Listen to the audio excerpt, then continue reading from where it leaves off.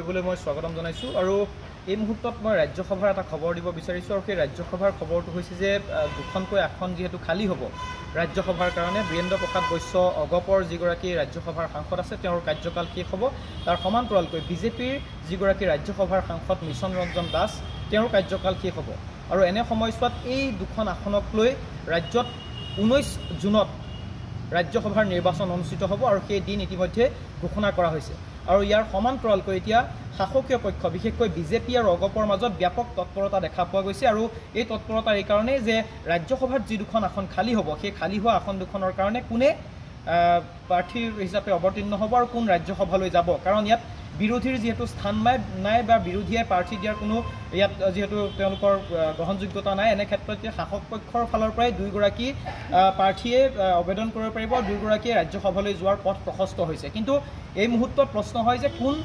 যাব শাসক পক্ষৰ পৰা বিশেষকৈ অগপৰ ফালৰ পৰা কোন যাব আৰু বিজেপিৰ ফালৰ পৰা কোন যাব যাৰ কাৰণে কালিৰ দিনটোত ৰাজ্যিক বিজেপিৰ মুখ্য কাৰ্যালয়ত এখন গুৰুত্বপূৰ্ণ বৈঠক অনুষ্ঠিত হৈছিল য'ত মুখ্যমন্ত্ৰী হিমন্ত বিশ্ব শৰ্মা উপস্থিত আছিল ৰাজ্যিক সভাপতি দিলীপ শইকীয়া উপস্থিত আছিল আৰু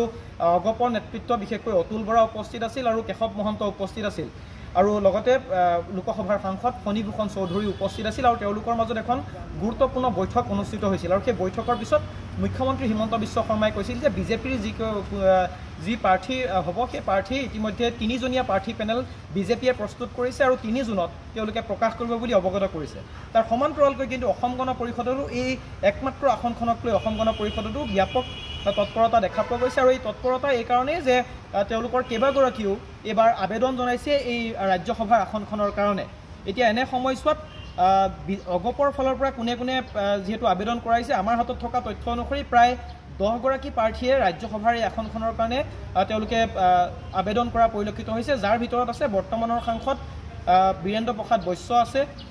কুমাৰ দীপক দাস আছে ৰমেন্দ্ৰ নাৰায়ণ কলিতা আছে অপূৰ্ব ভট্ট আছে কুমাৰ দীপক দাস আছে এনেধৰণে যিসকল মনোজ শইকীয়া আছে এইসকলৰ ভিতৰত এই 10 গৰাকীৰ ভিতৰত এইসকল অন্যতম এনে ক্ষেত্ৰত এতিয়া অগপ নেতৃত্বই কাক বাছনি কৰিব কাক ৰাজ্যসভালৈ পঠাব সেইটো কিন্তু এই মুহূৰ্তত এক লক্ষণীয় বিষয় হৈ পৰিছে কিন্তু এই মুহূৰ্তত লগতে ক'ব বিচাৰিছোঁ যে ৰমেন্দ্ৰ নাৰায়ণ কলিতা যি বৰ্তমানৰ বিধায়ক হৈ আছে অগপৰ জ্যেষ্ঠ নেতা তেওঁ নিজৰ মনৰ কথা ব্যক্ত কৰিছে আৰু তেওঁ কৈছে যে তেওঁ 30 বছৰ ধৰি দিছপুৰৰ ৰাজনীতিত থাকিল বিধায়ক হৈ থাকিল 40 বছৰ তেওঁ ৰাজনৈতিক কেৰিয়াৰ যি তেওঁলোকে দিছপুৰত চলাই আছিল এতিয়া দিছপুৰৰ ৰাজনীতি সামৰি তেওঁ দিল্লীলৈ যোৱাৰ মন মেলিছে সেইটো তেওঁ নেতৃত্বক ইতিমধ্যে অৱগত কৰিছে কিন্তু এতিয়া অগপ নেতৃত্ব বিশেষকৈ অতুল বৰা বা কেশৱ মহন্তই কেনেধৰণৰ সিদ্ধান্ত গ্ৰহণ কৰিব সেইটো কিন্তু লক্ষণীয় হ'ব সভাপতিৰ লগতে মাননীয় মুখ্যমন্ত্ৰী ডাঙৰীয়াৰ মাজত এখন সভা অনুষ্ঠিত হৈছিল আৰু সেই সভাতেই তাৰমানে অহা জুন মাহৰ 14 তাৰিখে খালী হ'ব লগা আসন দুখনৰ বাবে ভাৰতীয় জনতা পাৰ্টি এখন আসনত তেওঁলোকে প্ৰতিদ্বন্দ্বিতা কৰিব আৰু অসম গণ পৰিষদে এখন আসনত প্ৰতিদ্বন্দ্বিতা কৰিব এই কথাটো যোৱাকালি সিদ্ধান্ত হৈছে এতিয়া আগৰ যিজন আছিল আপোনালোকৰ বীৰেন্দ্ৰ প্ৰসাদ বৈশ্য তেওঁকেই দিয়া হ'ব নে নাই বীৰেন্দ্ৰ বৈশ্য আগতে বীৰেন্দ্ৰ প্ৰসাদ বৈশ্যৰ নামটো আছে তেওঁ বস্তুটো যোৱাবাৰ এতিয়াও তেওঁ সাংসদ হৈ আছে অহা 14 তাৰিখে তেওঁৰ সময় পৰিব প্ৰিয়তেহে হ'ব কিন্তু এইবাৰ যিখন এখন খাব হৈছে এইখন এখনৰ কাৰণে বহুত প্ৰাৰ্থীয়ে তেওঁলোকে আবেদন কৰিছে আমাৰ দলৰ মধ্যে এতিয়ালৈকে আলোচনা হোৱা নাই সভাপতি ডাঙৰীয়া আজি মই জানো সভাপতি ডাঙৰীয়া আজি কাশ্মীৰলৈকে যাব কাশ্মীৰৰ পৰা অহা পিছত অহা সপ্তাহত তাৰমানে এই সপ্তাহত আমাৰ দলৰ মধ্যে আলোচনা হৈ যাৰ প্ৰাৰ্থিত্ব দিয়া হয় তাক প্ৰাৰ্থিত্ব দিয়া নহয় এই বিষয়ে সিদ্ধান্ত আবেদনসমূহ কেতিয়ালৈকে ল'ব এনে গম পায় আবেদন এইটো কথাটো না আবেদন ইতিমধ্যে কৰিছেই গতিকে আবেদনৰ কথাটো নিশ্চয় নাহিব কিন্তু অহা সপ্তাহ এই সপ্তাহৰ ভিতৰতে তাৰমানে এটা সিদ্ধান্ত হ'ব যে কোন প্ৰাৰ্থিত্ব নতুন মুখৰ কিবা নতুন মুখ পুৰণি মুখ কথাটো বৰ বিষয়টো আলোচনা হোৱা নাই আমাৰ এই বিষয়টো আলোচনাৰ মজিয়াত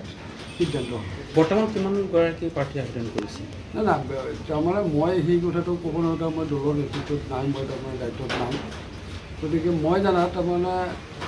10 জনৰ তলত নহ'ব তাৰমানে এতিয়া যদি মই যদি নাম ক'বলৈ যাওঁ ধৰি লওক কুমাৰ দীপক দাস ৰমেন কলিতা অপূৰ্ব ভট্টাচাৰ্য বীৰেন্দ্ৰ প্ৰসাদ বৈশ্য মনোজ শইকীয়া মই শুনিছোঁ মনোজ শইকীয়া এইফালে চিত্ৰপদ কলিতা হিৰণ্যকে আদি কৰি নুৰুল চুলতানক আদি কৰি বহুকেইজনে তেনেদৰে আবেদন কৰাবলৈ গৈছিল। ৰমেন্দ্ৰ নাৰায়ণ কলিতাই যাবলৈ ইচ্ছা প্ৰকাশ কৰিছিল? নাই, তেওঁ ইচ্ছা প্ৰকাশ কৰা বুলি ক'ব কৈছে।